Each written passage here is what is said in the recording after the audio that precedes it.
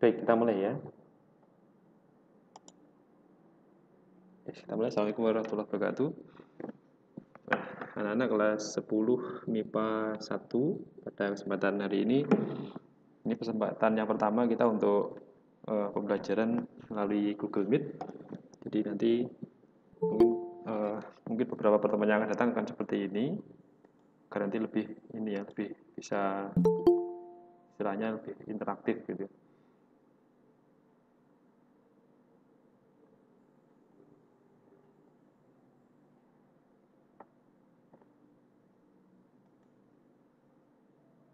Oke, ini masih menunggu, ada beberapa yang tadi notifikasi mau bergabung tapi kok belum muncul.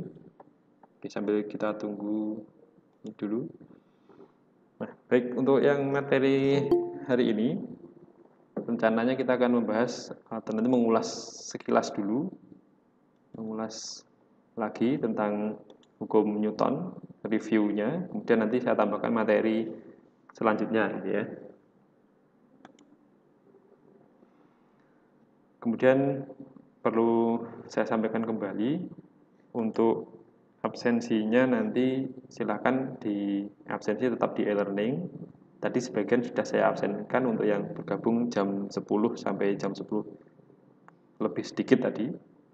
Tapi setelahnya nanti silakan mengisi absen sendiri di e-learning. Ini sudah ada 22 siswa, jadi langsung saya mulai.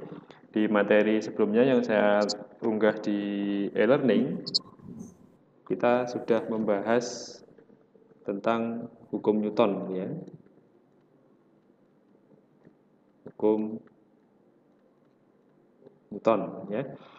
Kemudian yang sudah diketahui hukum Newton ada 3. Ini ada hukum pertama,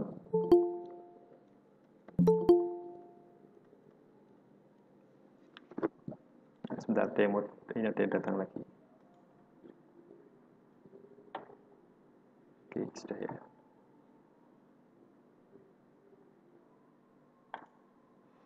Hukum pertama Newton ya. Hukum pertama Newton ini tentang kelembaman. Jadi ini ada kelembaman. Jadi kelembaman ini adalah kemampuan benda untuk mempertahankan keadaan gerak ya. Mempertahankan keadaan gerak. Nah ini ya. Dan kalau di secara matematisnya, jadi nanti kita menggunakannya adalah sigma F sama dengan 0. Jadi sigma F sama dengan 0 maksudnya apa? Jadi di dalam hukum 1 Newton nanti total gayanya sama dengan 0. Nah efeknya ketika benda itu awalnya diam, maka benda itu akan diam seterusnya. Kemudian kalau benda itu awalnya bergerak, maka dia akan bergerak lurus beraturan seterusnya ya. Ini hukum 1 Newton.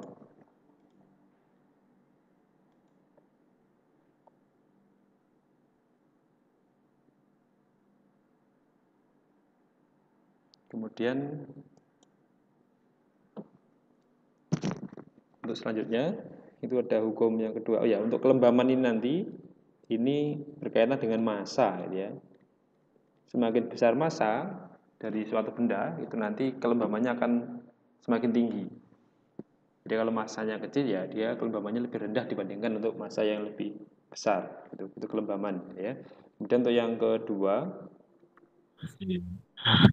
ada hukum kedua Newton. Ini ya. Ayo mikrofonnya yang masih menyala. Oke Pak, kleru Pak. Oke. Nanti kalau misalkan ada pertanyaan boleh langsung tanya gitu ya. Kalau misalkan share screen-nya kurang jelas atau apa atau materinya kurang jelas nanti bisa langsung disampaikan, nggak apa gitu ya. Sambil mendengarkan musik, nggak tahu bisa apa enggak ya. Oke. Kemudian untuk yang kedua itu hukum kedua Ya, Newton. Pak. Oke, hukum kedua Newton. Macet-macet Pak. Macet-macet. Oke. Jadi internetnya ini.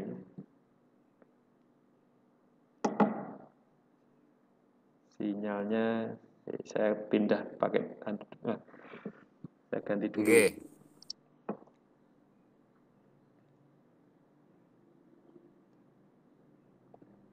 Jadi saya pindah dulu sebentar. Saya pindah jaringannya, wifi-nya.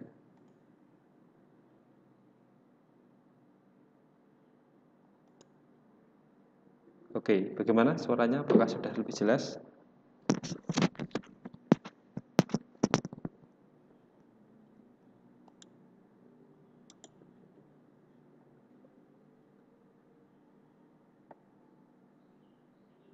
Bisa dilanjut ya?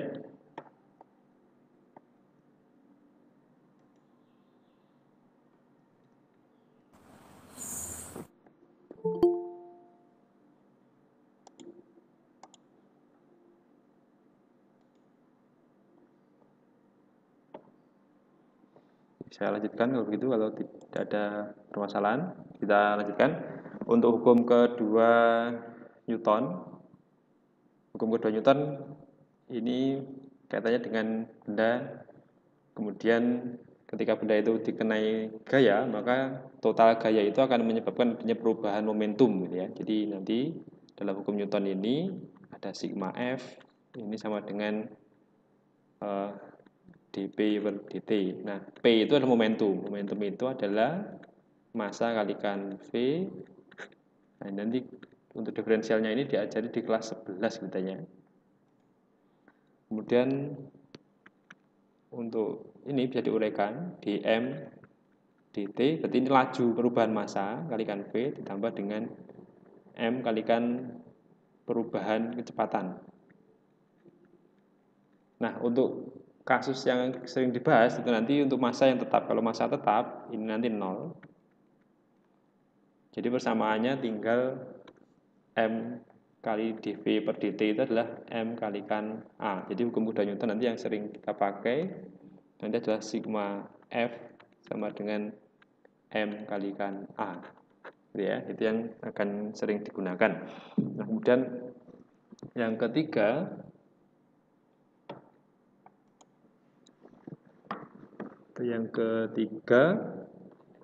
ini adalah hukum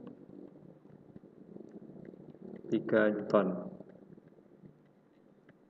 Nah, hukum 3 Newton ini biasa disebut dengan hukum aksi reaksi.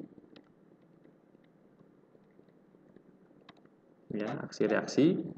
Nah, nanti misalkan ada benda, ini ada benda 1, kemudian ada benda 2, dia saling kontak seperti ini, maka kedua benda ini benda 1, benda ini akan saling memberikan gaya. Jadi benda 1 akan memberikan gaya ke benda 2, F2 akibat benda 1, kemudian benda yang pertama ini akan mengalami gaya akibat benda 2, jadi F12. Nah, itu. Nah, itu adalah pasangan aksi reaksi, ya. Lalu apa syarat pasangan gaya dikatakan aksi reaksi? Nanti ada syaratnya. Syarat pasangan gaya dikatakan aksi reaksi, ya. Ada syaratnya. Ini ada 3 syarat. Syarat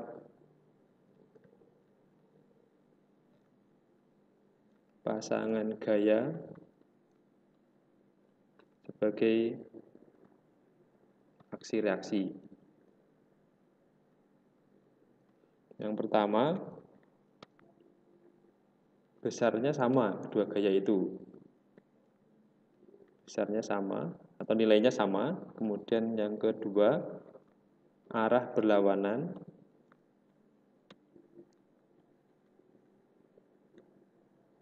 Kemudian yang ketiga, itu bekerja pada benda yang berbeda.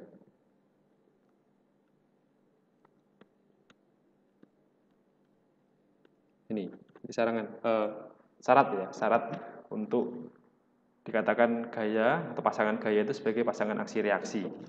Jadi harus memenuhi 3 syarat itu. Nah, ini saya berikan contoh, misal ini ada meja, ketika kalian misalkan meletakkan buku ataupun benda, misalkan ada buku. Oke.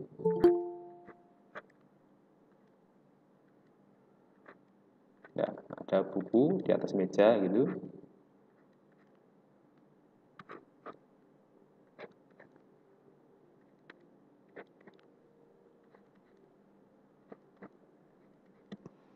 Oke. Nah, berarti di atas permukaan bumi ini misalnya.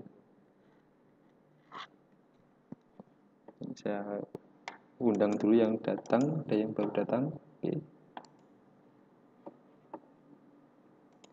Nah, ketika buku ini di atas meja, berarti buku ini dia punya massa, dia akan memiliki berat, gaya berat arahnya ke bawah, V. Kemudian karena menyentuh bidang, yaitu permukaan meja, maka ini akan mengalami gaya normal ke atas. Nah, karena bendanya ini tidak diam atau tidak bergerak ya, bukunya tidak bergerak, berarti buku itu dalam keadaan diam, sigma F sama dengan 0. Ini dalam keadaan diam.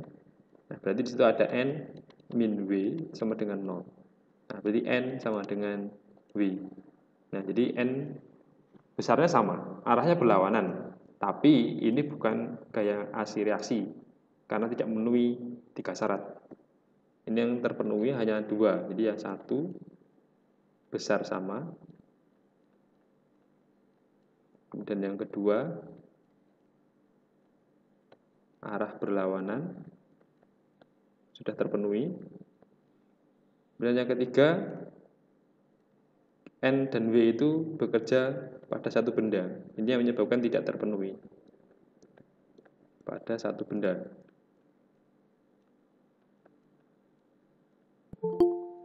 Nah, bekerja pada satu benda yang sama, sehingga N dan W itu tidak boleh dikatakan sebagai pasangan aksi reaksi.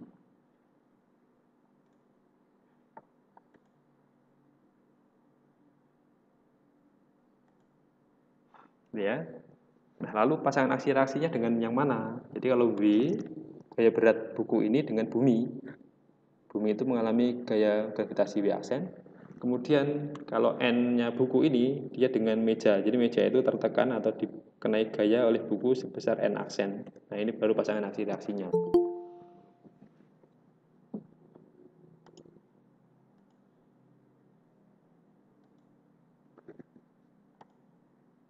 Oke, itu ya. Jadi pasangan aksi reaksinya.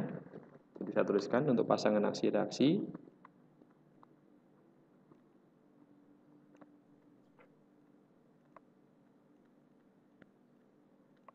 Pasangan aksi reaksinya adalah N dengan N aksen. Jadi N di buku dan N di meja.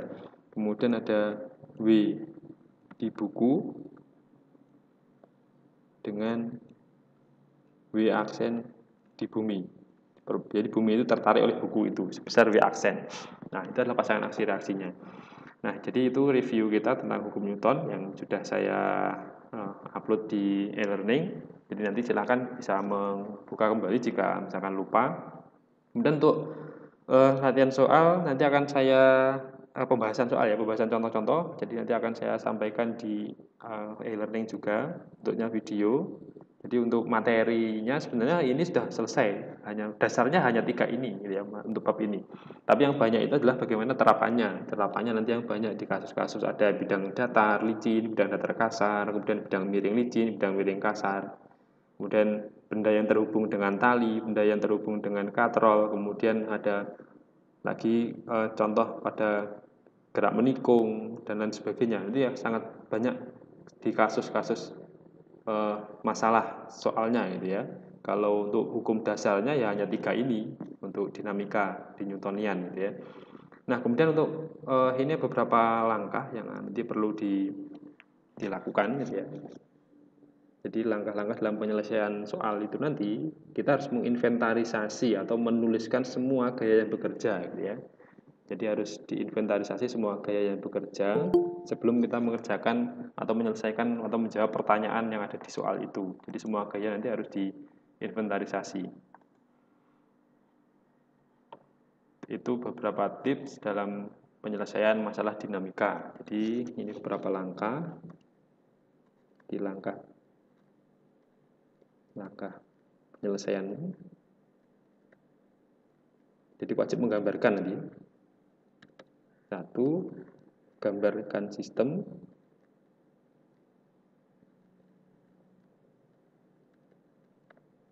sistem. Kemudian yang kedua, gambarkan semua gaya. Kemudian yang ketiga, uraikan gaya. Uraikan gaya pada sumbu-sumbunya. Dalam hal ini nanti kita menggunakan biasanya dua sumbu saja, sumbu X dan sumbu Y, dua sumbu saja. Nah, untuk menguraikan ini nanti cara-caranya mengingat kembali materi kelas 10 semester 1 kemarin tentang vektor, bagaimana menguraikan vektor ke dalam sumbu X, sumbu Y. Itu ya, jadi nanti silakan sambil dibuka kembali materinya di materi kelas 10 semester 1 tentang penguraian gaya ini. Nah, kemudian yang terakhir ini baru kita menyelesaikan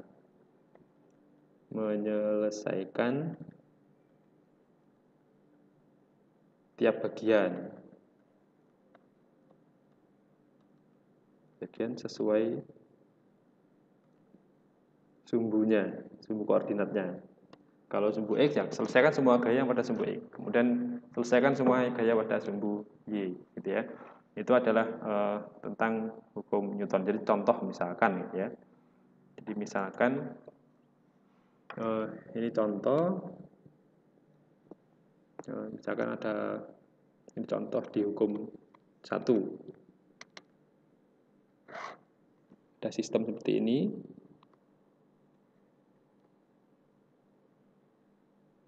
Nah, ini ya. Kemudian ini ada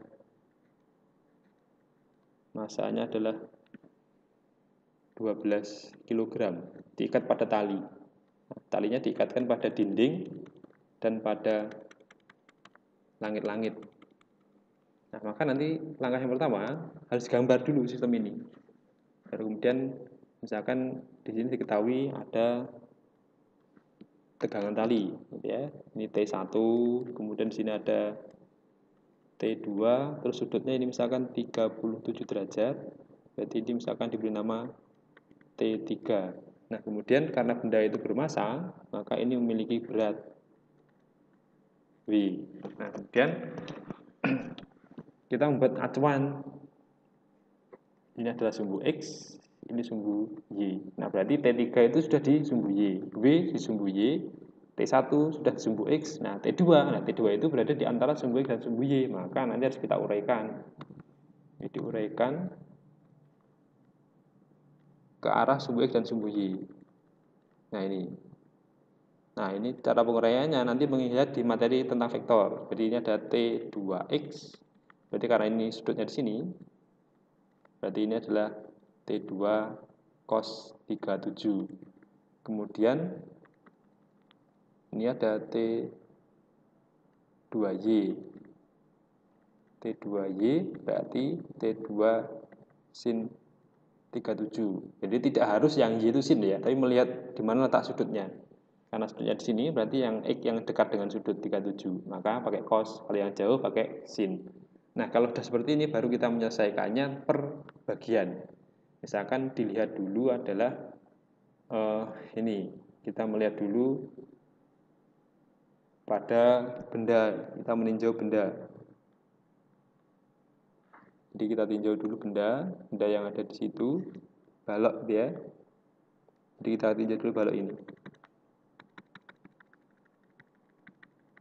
Nah, kemudian nanti setelah ini baru kita bisa pindah ke bagian yang lain. Jadi misalkan nanti menyelesaikan yang ini pasangannya, kemudian ini dengan yang ini. T1 dengan T2X itu boleh, ya. Nah, baik, kita mulai dulu. Kita mulai dari tinjau benda atau beban itu. Nah, berarti nanti ada sini digambar, ada W, ada T3. Nah, sistem ini dalam keadaan diam. Kalau dalam keadaan diam berarti sigma F sama dengan 0. Karena ini dalam keadaan diam, bendanya tidak bergerak naik atau turun. Berarti di situ ada T3 sesuai dengan gambar ini. T3 arahnya ke atas kita buat positif, W-nya ke bawah kita buat negatif 0. Berarti T3 sama dengan W. Nah, W-nya itu adalah M kalikan G. Gaya berat itu adalah massa kalikan percepatan gravitasi gitu ya. Jadi ini 12 kalikan G-nya bumi misalkan 10. Jadi ini 120 Newton. Jadi T3 sudah ketemu. Kemudian kita mencari bisa mencari T2. Untuk T2 kita bisa lihat di arah sumbu Y. Jadi pada arah sekarang kita tinjau sumbu Y. Pada sumbu Y di situ ada T3, kemudian yang ke atas itu adalah T2Y. Nah, berarti di sini ada sigma F sama dengan 0, sigma FY, berarti ada T2Y min T3 sama dengan 0. Ya. T2Y tadi adalah T2 sin 37, min T3-nya sudah ketemu. Jadi sama dengan T3 gitu ya, sama dengan 0. Ini T2 sin 37 itu adalah 3/5. Nah, sama dengan T3.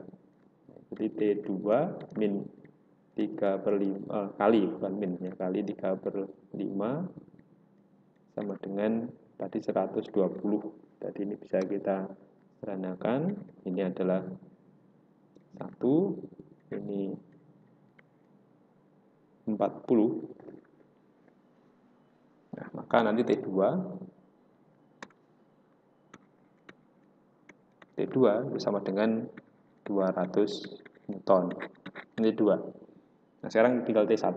Kalau T1 berarti pada arah sumbu X ini, ke arah kiri ini. Jadi nanti kita kerjakan dengan T2X. Dia sama nilainya.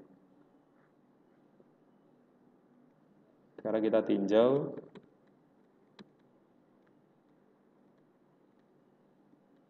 sumbu X. Jadi ada sigma Fx sama dengan 0 karena dalam keadaan diam sistem itu. Jadi ada T2X min T1 sama dengan 0.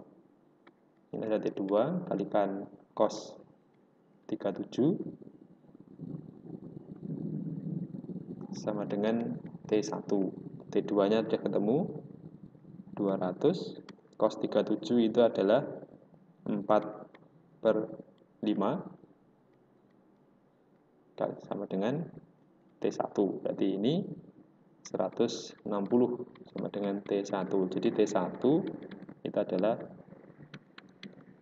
160 Newton. Nah, ini ya contoh penyelesaian tentang hukum Newton. Jadi harus digambarkan semuanya. Semua gaya harus digambarkan, kemudian diuraikan pada sumbu-sumbunya, baru kita bisa mengerjakan. Nah, baik, kemudian untuk selanjutnya, ini akan saya tambahkan materi, yaitu tentang gaya gesek. Ya, jadi tentang gaya gesek. Gaya gesek ini ya ada di kehidupan kita. Ini sangat penting. Ada kalanya kita harus menghilangkan gaya gesek, tapi ada kalanya kita sangat memerlukan gaya gesek. Gaya gesek itu kita butuhkan. Contohnya di rem, ya. Rem kendaraan itu perlu gaya gesek. Di sepatu, sandal dan sebagainya. Kalau tidak ada gaya gesek, maka kita tidak bisa berjalan. Ya, kita tidak bisa berjalan, akan terpeleset terus. Nah, itu. Jadi gaya gesek nanti dibagi menjadi 2. Ya, gaya gesek dibagi menjadi 2. Yang pertama ada gaya gesek statis. Ini gaya gesek statis. Gaya gesek statis itu terjadi ketika benda dalam keadaan titik yang bergesekan itu diam relatif gitu ya. Belum tentu bendanya itu diam, tapi titiknya yang kita amati. Jadi bisa jadi bendanya bergerak, jadi seperti gerak menggelinding itu gaya gesek bekerja gaya gesek statis. Jadi titiknya itu tidak bergeser terhadap permukaan gesekannya. Kemudian untuk yang kedua, ini ada gaya gesek kinetis.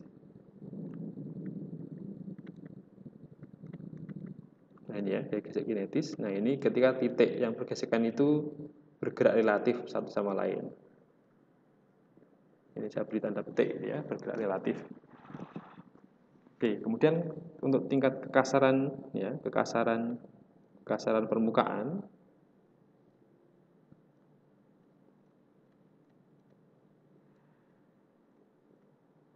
Untuk kekasaran permukaan itu nanti dinyatakan dengan koefisien gesek.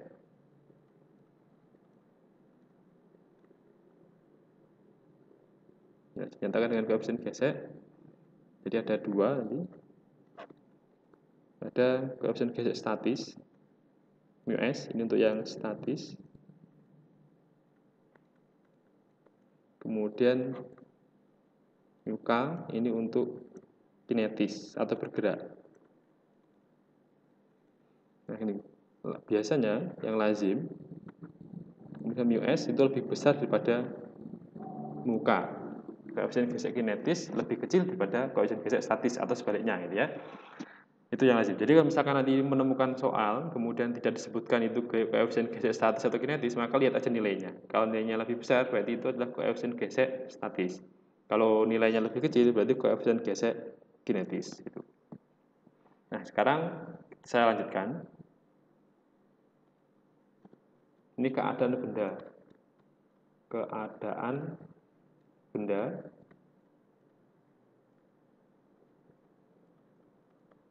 ketika mengalami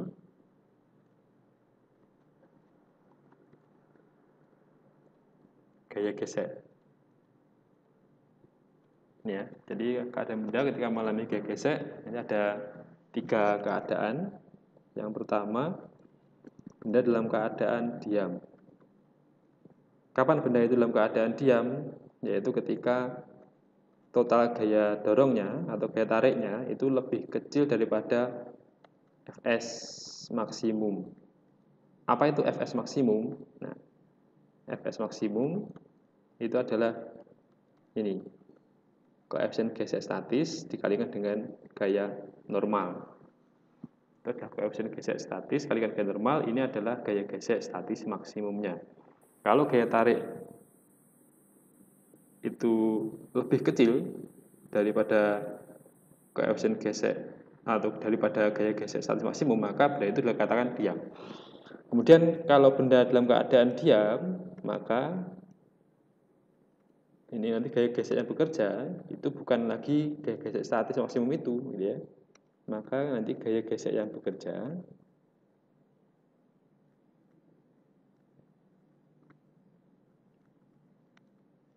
gaya gesek yang bekerja itu adalah ini, diperoleh dari kalau bendanya diam. Saya gambarkan dulu saja. Nah, ini ditarik misalkan oleh gaya F, kemudian mengalami gaya gesek statis. Nah, itu benda dalam keadaan diam. Kalau benda dalam keadaan diam berarti kan sigma F-nya sama dengan 0. Nah, berarti dia ada F min Fs sama dengan 0. Berarti gaya gesek statisnya sama dengan gaya tarik atau gaya dorong pada benda itu. Jadi ini nanti gaya gesek yang bekerja. Ya, hati-hati di situ. Gaya gesek yang bekerja ketika benda dalam keadaan diam itu sama dengan gaya tarik atau gaya dorongnya. Kemudian yang kedua, benda ini tepat akan bergerak. Nah, tepat akan bergerak itu berarti belum bergerak, masih akan ya. Tepat akan bergerak. Nanti kita singkat TAB, tepat akan bergerak, gitu ya. Kapan benda dikatakan tepat akan bergerak? Yaitu ketika gaya tarik atau gaya dorong totalnya itu sama dengan Fs maksimum. Jadi ini boleh juga dituliskan F sama dengan μs kalikan dengan N. Kemudian gaya gesek yang bekerja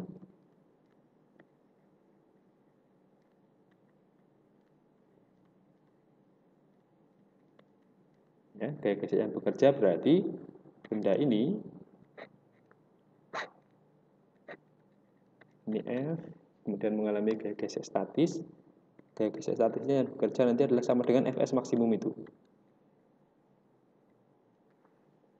Ini, jadi benda dalam keadaan tepat akan bergerak, berarti sigma F-nya masih sama dengan 0. Berarti ada F min Fs sama dengan 0, berarti Fs sama dengan F, di mana F tadi sama dengan Fs maksimum. Sehingga gaya gesek yang bekerja ini adalah mu S dikalikan dengan N. Gaya gesek statisnya yang bekerja nilainya sama dengan gaya gesek statis maksimumnya. Ya, itu yang kedua. Terakhir, yang ketiga. Jadi yang ketiga nanti benda dalam keadaan bergerak. Kalau benda dalam keadaan bergerak, itu terjadi ketika sigma F atau total gayanya lebih besar daripada Fs maksimum. Berarti ini F lebih besar dari mu S dikalikan dengan N. Kemudian gaya gesek yang bekerja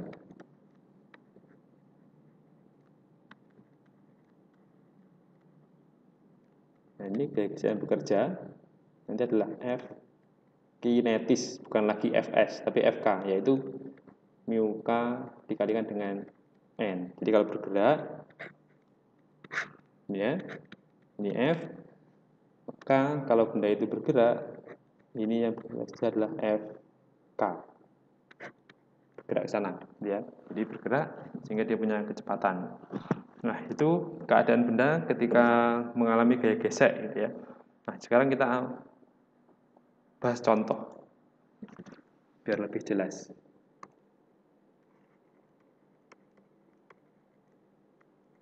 Contoh, jadi misalkan ini ada benda. Nah, ini ditarik oleh F. Ya, tarik oleh sebuah gaya F. Kemudian ada mu S 0,5, mu K 0,4. Ini masanya adalah 10 kg. Nah, tentukan, pertanyaannya adalah tentukan gaya gesek yang bekerja jika yang pertama F sama dengan 30 Newton, kemudian yang B F sama dengan 50 Newton, kemudian yang C F sama dengan 70 Newton. Oke, sekarang kita mulai mengerjakan. Yang pertama, gambarkan semua gaya. Ada W, kemudian ada N. Ya. Kemudian ada gaya gesek. Nah, gaya gesek ini akan kita cari. Gaya gesek itu selalu melawan arah kecenderungan gerak. Oke, kemudian yang pertama, kita cari W-nya, ini adalah berarti 10 kalikan 10, ini adalah 100 Newton. Kemudian untuk yang kita tinjau pada sumbu Y, sigma F Y sama dengan 0, ini N min W. Kenapa kok 0? Karena pada sumbu Y tidak bergerak. Bendanya kan tidak terbang atau tidak masuk ke dalam lantai, ya. Sehingga gaya normal sama dengan W sama dengan 100 Newton. Sehingga kita akan bisa mencari Fs maksimumnya, itu adalah mu S dikalikan dengan N 0,5. Di soal itu sudah diketahui, dikalikan N-nya 100 Newton. Berarti ini 50 Newton. Nah, ini yang harus kita cari dulu. Baru kemudian kita akan membandingkan. Yang pertama tadi, F adalah 30 Newton. Kemudian Fs maksimum 50 Newton. Berarti ini F lebih kecil dibandingkan Fs maksimum. Nah, maka kesimpulannya benda dalam keadaan diam. Nah, jika benda dalam keadaan diam, maka gaya gesek yang bekerja seperti di pembahasan tadi, gaya gesek yang bekerja sama dengan gaya dorong. Bekerja yaitu Fs sama dengan F. Jadi Fs sama dengan 30 Newton.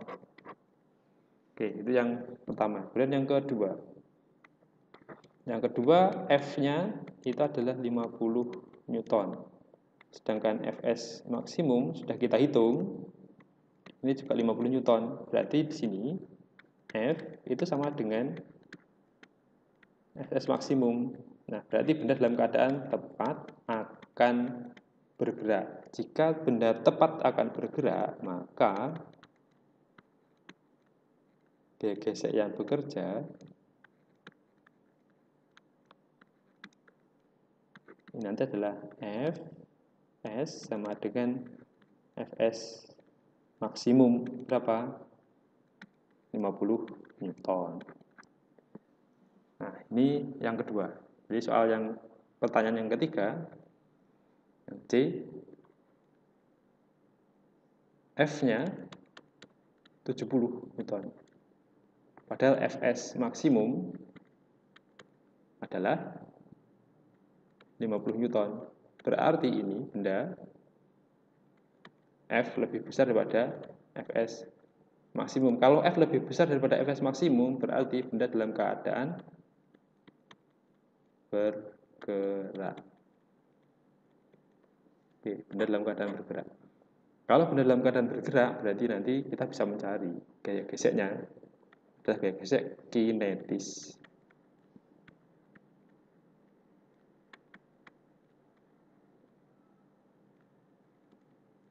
Adalah Fk, bukan lagi Fs. Berarti muka dikalikan dengan N. Ini adalah 0,4 dikalikan 100. Berarti ini adalah 40 Newton. Nah, kemudian kalau ditanya berapa percepatan benda ketika bergerak, ya berarti sigma F sama dengan M kalikan A. Berarti kita gambar ini F-nya adalah 70, gaya geseknya Fk 40 ya. Masanya adalah 10 kg. Berarti ini ada F min Fk sama dengan M kalikan A. F-nya adalah 70 Newton, kemudian Fk-nya adalah 40 Newton, masanya adalah 10 kalikan A. Jadi ini 30 sama dengan 10A, sehingga A sama dengan 3 meter per sekon kuadrat. Nah, ini adalah percepatan benda.